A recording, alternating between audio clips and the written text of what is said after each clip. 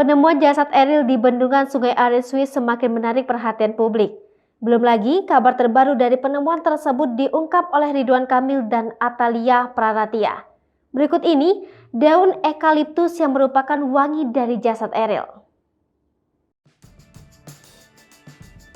Orang tua dari Eril ini terus memantau dan membagikan kabar terbaru mengenai anak sulungnya itu. Terlebih lagi saat jenazah ditemukan, Ridwan Kamil bergegas ke Swiss untuk mengurusnya. Ridwan Kamil bersyukur masih bisa melakukan beberapa prosesi dalam mengurus jenazah sang anak sesuai dengan syariat. Mulai dari memandikan dan mengazankan dilakukan Ridwan Kamil untuk yang terakhir kalinya. Ridwan Kamil juga menjadi saksi mengenai kondisi jasad Eril yang tersenyum dan mengeluarkan wangi.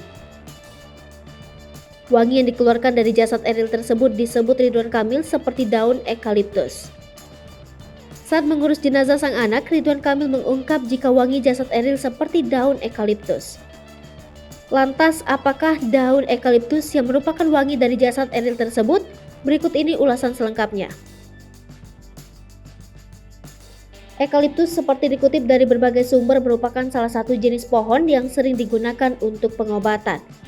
Pohon eukaliptus berasal dari Australia dan banyak tumbuh di seluruh dunia. Manfaat paling besar dari eukaliptus ialah minyak dari perasan daunnya yang berbentuk oval. Karena daunnya yang begitu wangi, daun eukaliptus juga kerap dimanfaatkan untuk diseduh bersama teh dan aman untuk dikonsumsi.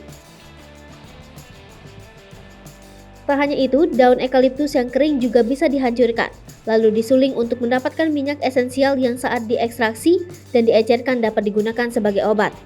Daun eukaliptus dari hasil penelitian Journal of Periodontology juga bisa digunakan untuk perawatan gigi.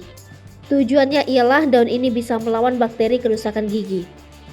Selain itu, daun ini juga biasa digunakan oleh suku asli Australia Aborigin untuk mengobati luka.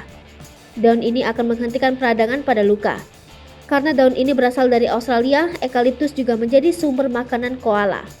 Hewan khas Australia ini kerap memakan daun kayu putih dari pohon eukaliptus.